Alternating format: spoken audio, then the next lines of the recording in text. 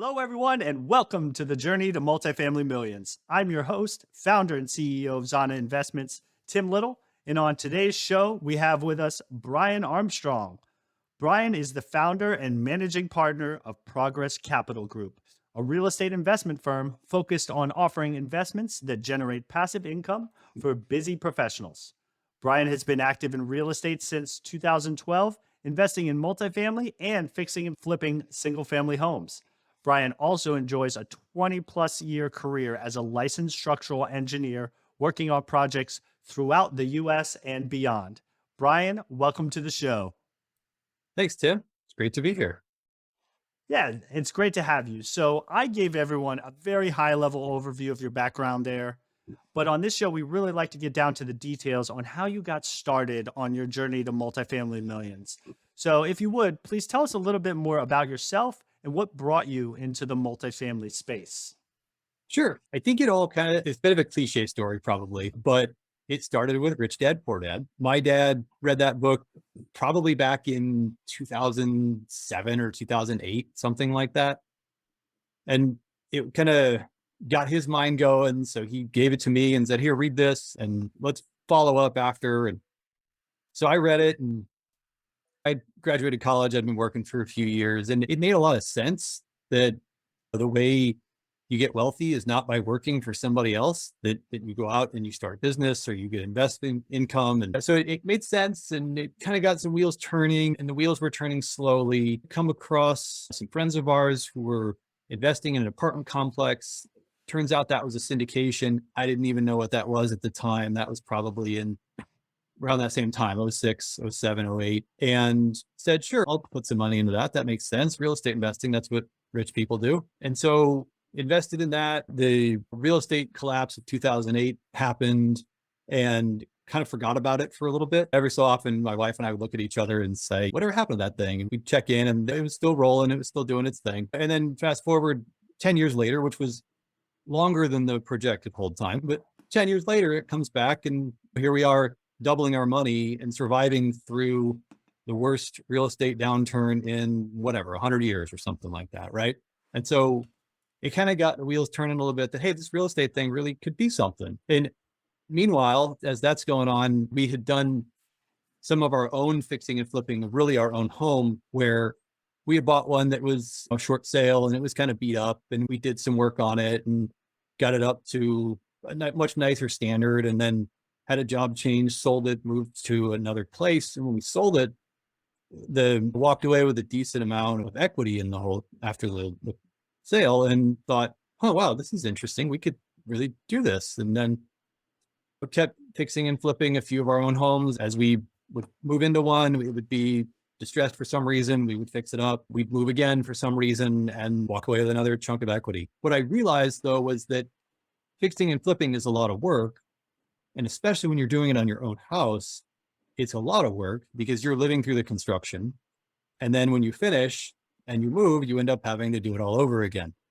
So turn back the idea towards multifamily, looking at that syndication that I was involved in at the time, realizing that I made a bunch of money off not doing any work, and realizing, this multifamily thing is really something to take a look at. And so here we are looking at so many different avenues in real estate you can look at. But really, multifamily was the one that made the most sense to me as the way to generate good returns, for the passive investors, have very little work involved, let their money do the work for them. On the active side, you really have the economy of scale of multiple units and partnerships and team members that are really good at what they do, way more so than the fixing and flipping side of things. And so that's really what drew me to multifamily after looking at all sorts of different avenues to pursue in real estate. Wow. So, you have such a lengthy history when it comes to being involved in this space. So many people have just gotten into multifamily and syndications within the past 2 to 3 to 5 or 6 years. But to having even been dabbling in it back in prior to the crash, I think it gives you some amazing perspective, because we can sit here and say, hey, multifamily is a recession resistant asset and this, that, and the other.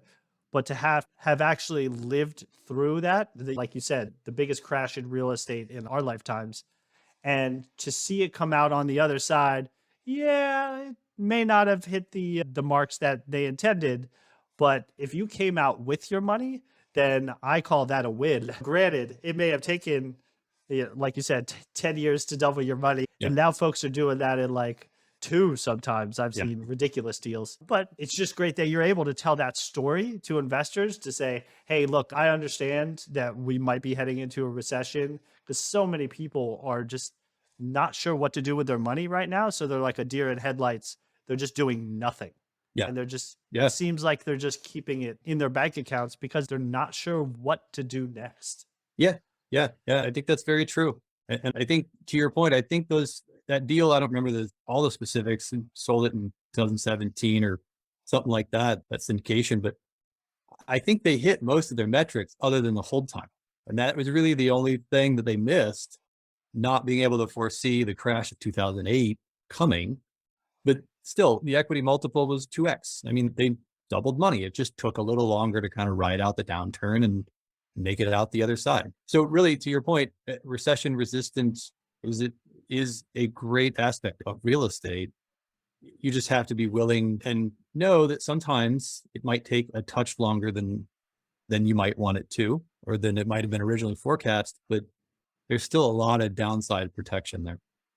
Yeah. And I think that's an important point for any new passive investor. Sometimes they don't have expectations kind of clear as to Yeah. what they want or what to expect. So we try to give projections of what the expectation is, 3 to 5 year hold, these returns. But I've never seen any deal go 100% smoothly where nothing bad happened. Right. But that's what separates the good from the marginal sponsors, is they're able to react and pivot to those situations, but still keep the deal on track. Now, again, some of those things may be adjusted, whether it's the timeline or sometimes even the returns, but none of those things are guaranteed. They're exactly that. They're projections. So Yeah. as long as passive investors understand that, and I think a lot of the more experienced ones do, Yeah. but certainly for the first time, if people don't know what to expect, I think that's where that education piece comes into play. I think so. Yeah. Yeah. And I think part of the other draw for real estate for me was looking at that '08 financial crisis. It wasn't just real estate, it was the stock market as well. I watched my parents as they were getting older, not yet retirement age, but their 401ks took a significant hit as going into that. And it took a long time for that to recover as well. And so for me, I think the key is, I'm not saying don't invest in the stock market, because I don't think that's the right strategy for a lot of people. But I think it's good to have some diversity across a few different asset classes and have some of your investments, whether it's retirement funds or just non-retirement funds, in real estate, and some of that in the stock market. And I think, but the real estate really offers you some protections against turns in the stock market, and the stock market can offer some protection against some turns in real estate in some cases. So, I mean, for me, it's all about kind of hedging that risk a little bit by having some difference in what you're investing in. And my preference is more heavily weighted towards real estate for all the reasons you're talking about. Just that downside risk, the quality of the sponsor really can drive good returns in a deal, and really can maintain a deal during a down cycle or even a slowing cycle. It doesn't have to be down. It's just slowing. You can really still maintain good returns with good people operating the deals. The stock market, you just have less control over that. And you might have great leadership in the company. The market as a whole goes down, you're going with it. There's no way around it. Yeah, and that's what I always try to get across to people. Again, to your point, that it's not to say that you shouldn't have stocks in your portfolio. That comes down to basic diversification.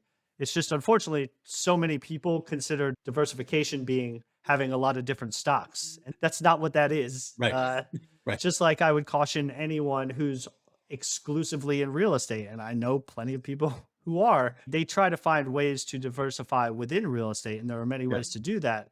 But you should still try to diversify your portfolio so that you can hedge the risks involved Yeah. in any one of those assets, because each of them has their own benefits. They may be subject to greater risk during certain periods. So if you have that balance in your portfolio, you're inevitably going to weather the storm a little better than others. And then Yeah. to your point about the impact that you can have on it, that's the biggest thing for me. Real estate is something that I can see and touch. Now you're talking about REITs. Okay, that's a different Yeah. animal. It reads like a stock. Yeah, it's Yeah. basically a stock. But it's funny because that's the first thing people say I know. when I start talking about real estate. Oh, so you mean like REITs? And I'm like, no, not at all. Like Yeah. actual hard buildings. In the financial sector, big finance guys at like the big accounting firms and such. And I've told them the same thing, and their answer is exactly the same. Oh, you mean the REITs? Yeah, I'm invested in REITs. And I'm like, no, that's not what I said. I said real estate, apartment buildings.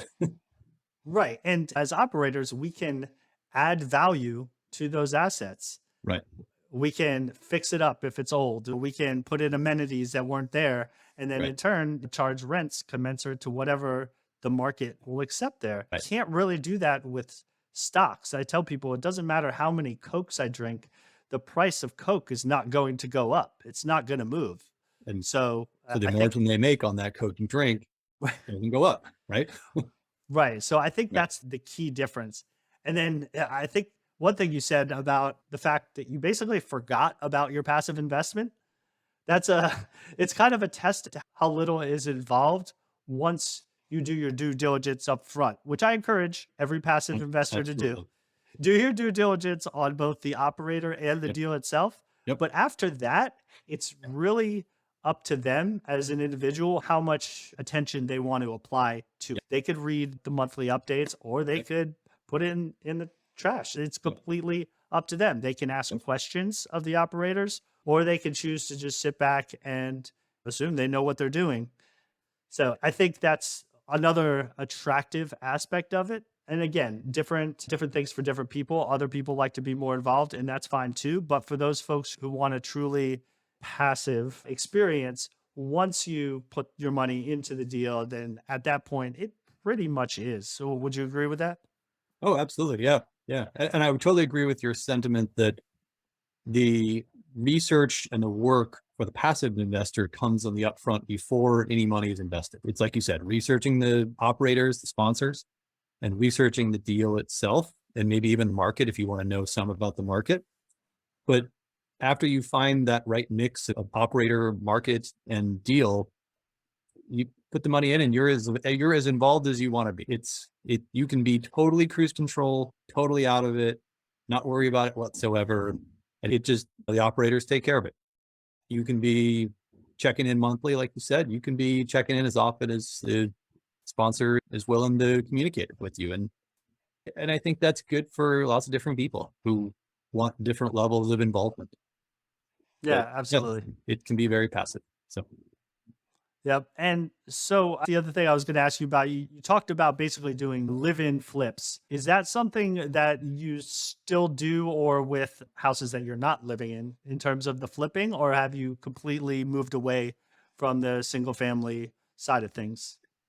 well, it's funny you ask. In the house we're living in now, we're actually building an ADU, an accessory dwelling unit rental space downstairs in the crawl space area. So kind of, we're not necessarily fixing and flipping the part that we're living in, but we're adding a rental unit downstairs essentially. In a crawl space? Well, I say crawl space. The lot is a bit of a hillside. Living in the Bay Area, we have some hills here.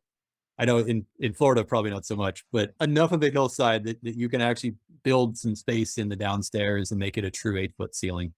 Okay. So it's a real Uh, rental. We're not building like 6-foot ceiling for short people to live in. It's doing some construction work still in our own house, just not in our own living space. Right. And I think that makes sense, right? You're taking advantage of the environment that you're in, which is a little expensive. So there's certainly there's a need that exists in that market Yeah. for people to have, whether it's really small, but inexpensive relative to the rest of the market, Yeah. place to live. So why Yeah. not capitalize on that? Yeah. And it's a pretty constrained housing supply. So it's hard to build new construction in California anywhere. And I live in a town that has been around for 100 years. And so there's not a lot of empty lots left. So not a lot of new units coming online. And so, like you said, people need places to live, and it's a way to add some small size apartments that small families or a pair of roommates can have, and not necessarily take up a single family house away from somebody else who's got a little bigger family. So, Right. yeah. And so what are you looking for on the multifamily side? What do you primarily focus on? So as far as like what type of properties are we looking for? Is that Yeah, regionally yeah. and the type of properties that you're going Yeah. after. So we're looking mostly B class, a little bit of higher end C class, Texas and the Southeast. Texas, not so much Dallas. There's a lot of really big players in Dallas that are really big in that market. I like Houston and San Antonio myself. I think San Antonio sees a lot of the glow from Austin and will continue to.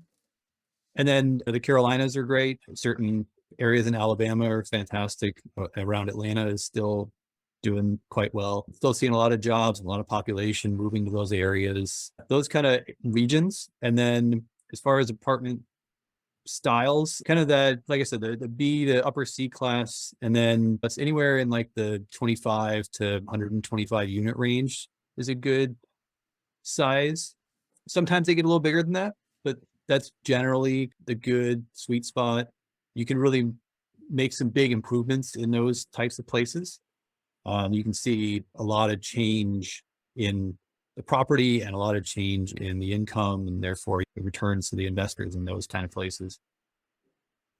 Yeah, and you hinted at it a bit, but talk to me a little bit more about what you look for in a market that you're going into in terms of the metrics that you're looking at in those respective MSAs, cities, etc. So we look for population growth, both in the past and trends that would indicate a sustained population growth in those areas. We've got some various metrics. We like to see like a 10 to 15% growth at least since 2000 to now, with an eye towards continued population growth. We like to see jobs and employers coming to those markets. So you want to see some job growth. Hearing about large employers coming to a market is always a great thing. Amazon opening up new distribution centers, or Apple opening up another East Coast headquarters campus, I think in Raleigh, if I'm not mistaken. They're bringing the campus over there. Just those kind of things are always an indicator of the market that needs more housing coming soon. And needs more housing is really the key to having a successful apartment building, but just because it takes time to build new inventory. So if you can find inventory that exists that maybe has just been a little bit neglected, or it's just a little bit dated, even if it hasn't been neglected, if it's just dated and it hasn't been renovated for some time, you can take that and you can really improve upon it and make it much more appealing for today's renter. A lot of people working from home these days, even with headquarters moving to different parts of the US, there's still a component of people working from home. And so what folks want today in an apartment isn't the same thing that was built 15 years ago. And so I think that having a facelift on a place to make it a nicer quality apartment with some of those amenities that allow for some better quality working from home, or anything else that's appropriate for that market, is really the key to having high demand for your units. So yeah, jobs come to the area, companies come to the area. Also, one of the big things too, I think, is that cities who are looking to have more companies and more jobs come in, that's a big draw for companies, that they're not going to move in if the city's going to make it difficult for them. So finding a city or a county or whomever the governing group is that is interested in growth, and bringing jobs and bringing companies is key to continuing to see that going forward in the future. Yeah, and you're seeing that in a lot of places, especially like where I live in Tampa. Local government has made it a specific point to try to court Yeah. companies in their headquarters to bring them here. And they've been pretty successful in the past 2 to 5 years. And so we've Yeah. seen this huge growth because the headquarters come and then they bring all their C suite and Huh? below employees. But even like you said, with the Amazon warehouses and stuff like that, again, especially in the secondary markets, that's something we always look out for. It's like, Yep. oh, there was this article that they're building a 1 million square foot facility that'll employ this many people. When those things open, that's a driver. I think the other thing, besides just the number of employers, the thing that I always tell people that I look for too is diversification of employers, right? Like you Absolutely. just have some spots where it's so concentrated on that one employer that has kept that city running for Yeah. so long. And those are the ones that I tend to stay away from. And I can say this because I'm a military guy, but that's why I don't go for a lot of military towns. Yeah. Some of them have found ways to diversify. San Antonio is a perfect example of that. Tampa is a perfect example of that. Yeah. They Yeah. would be absolutely fine if the military went away Yeah. because they have found a way to diversify that employer base. But there's some military towns like that town would disappear Yeah. if the It's funny. military were to walk away tomorrow. That's funny. You and I thought the same thing. I'm not military, and thank you for your service, by the way. But That's both my grandfathers were military, and they were both actually stationed at Wright-Patterson Air Force Base in Fairborn, Ohio. And when I would go out there as a kid, it's different now, but when I would go out there as a kid visiting, I had that thought in my head. I'm like, what happens if the base goes away? Where, what does everybody do?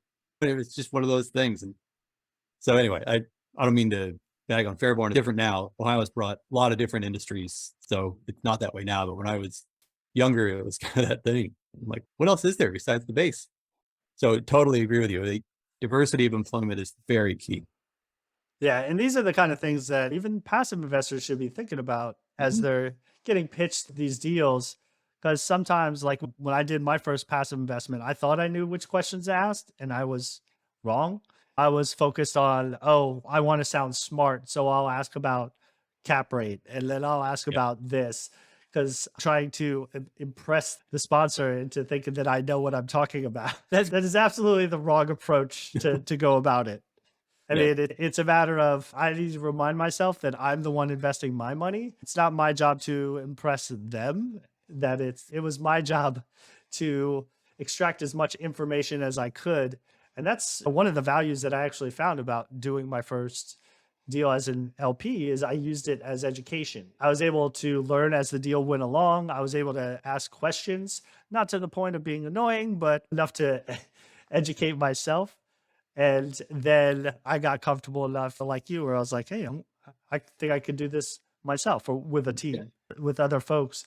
Yeah. And I'm passionate about showing other people that this even is an option Yeah. because most people just don't know it's a thing until they do. I was even going to say, I mean, you touched on it. Most, at least the good sponsors, most of them love talking about real estate. And so they're happy to share and whatever information they can and help educate LP investors as much as they can, just because it means you're talking about real estate. And that's something that most sponsors always want to talk about because it's why you got into the business in the first place. You enjoy the real estate aspect of real estate. So I think investors should not be shy about asking questions and trying to poke holes in the deal, see if they can poke a hole somewhere, at least to poke a hole in their mind. And if there's no hole in the deal, maybe it's worth investing in. Yeah. And that's a great segue, actually. So next we're going to go on to our turbo round. And the first question with that gets right to the point of what you were just talking about, which is what is the one red flag every investor should look out for? And that could be either a passive investor or an active investor. Yeah, it's a good question. I think it's making sure that some folks on the team have experience doing the kind of things that the deal is set up for. Meaning that not everybody on the team needs to have 15 years experience. That's probably not the way it's going to work out. But somebody on the team, in the leadership team, the sponsorship team, needs to have some decent experience, at least probably 3 or 4 deals under their belt, doing the kind of thing that the property is targeted for on its business plan. So if it's a B-class 1980s construction, primarily facelift value add type deal where they're going to do interior remodels, and maybe they're going to do a little sprucing up on the exterior, and maybe they're going to add a playground to the grounds of the apartment complex. Somebody should have done a few of those already in that area, preferably on the team, so that there is that level of experience. If there's not, I would be more cautious of how the deal is going to go, because like you said, none of these things go perfect. And so somebody who has the experience to have done those before really kind of knows what things can go wrong and can better plan and hedge against those things. Whereas people who don't, they're not going to necessarily be able to react so quickly and know what to do quite so quickly. So that would kind of be my advice as to what the one main thing to watch out for, especially on the LP side when evaluating deals and sponsors. Yeah, that's such an important point, that this is not a single person game. You may invest with the person that you know, like, and trust, but it's so crucial that you look at the team that they're working with, because that those other members may have weaknesses that the person doesn't, and vice versa, right? Like, like you said, if that person isn't quite as experienced, but they're surrounded by people who are very experienced, then find ways to round each other out and make themselves successful. They increase the chance of success in that deal. All right, next question. What is a myth about this business that you would like to set straight? I think for me, it's that you have to be rich to invest in real estate. I think that a lot of these syndications do have a minimum dollar investment requirement. Some go as low as 25,000. Many of them are 50,000. The bigger deals go up to 75 and 100,000 because they're raising a lot of money and they don't want 100 investors to get to the total they need. But I think that amount of money is a good size amount of money. Well, don't get me wrong, but you don't need to be a millionaire and have $1 million in the bank to actually make these investments and to be invested in real estate. And I think that a lot of people don't really realize that. I think they just look at it as, oh, I could never buy an apartment complex. I'm not rich. And it's like, well, you don't need to buy an apartment complex. You just need to buy into a part of an apartment complex along with a whole bunch of other people. And then you can all buy it together and all benefit together. And you can do it with your own cash, or you can do it with some retirement account money. There's a lot more accessibility to it than I think many people realize. Yeah, that's totally true. I mean, there's two parts to that, right? There's I don't think it's possible because I can't put a down payment of $5 million on a $20 million building. Right. But even once you, like you said, once you get to the point of, hey, there are minimum dollar amounts, and we're not trying to say that's not a thing, but, could you find that money? And if so, would it be better spent in an investment vice or else you were using it for, especially in an inflationary environment like this, where so many people are spending? And agree, you should have an emergency account. But if it gets too large and that money is losing value, you have to look at the alternatives and think, even from a risk perspective and a reward perspective, what makes more sense? All right, so the last question, what does success look like to you? I think success for me is really being able to do the things that you want to do. Meaning, if you want to work 14-hour days all the time, that's fine. If that's your definition of success, that's great. If you want to work part of the day and then go to all your kids' sporting events and coach all their sports events, that is some people's definition of success, right? And so it's having that freedom to kind of do the things that are most interesting to you and not have to feel necessarily as tied down to, obligations, I guess maybe is the right word. So that's kind of my definition. Yeah, so I think it comes back to what a lot of people say, that freedom of time. Yeah, freedom of time. It's a good summary. Well, hey, Brian, this has been great. Please tell our guests how they can get a hold of you, and if you have anything else that you would like to share with them. Yeah, sure. The best way to get a hold of me is really on LinkedIn. I'm on LinkedIn a lot. I'm Brian Armstrong, SE, or structural engineer. Licensed structural engineer. There's a lot of Brian Armstrongs on LinkedIn. So I'm probably the only Brian Armstrong SE. But anyway, that's me on LinkedIn. And then I do have an ebook that I'd love for everybody to check out. It's all about kind of what we've been chatting about in some sense of investing in real estate in addition to stocks, and why I think it makes sense to do both, and why I think real estate should really be a part of everybody's portfolio. So if you want to check that out, that's at progresscapitalgroup.com, all one word, 7 reasons. Because I got 7 reasons why real estate makes sense in addition to stocks. Great. And we'll definitely have that in the show notes along with all your information. Brian, I appreciate you coming on, and I look forward to seeing you do big things on your journey to multifamily millions.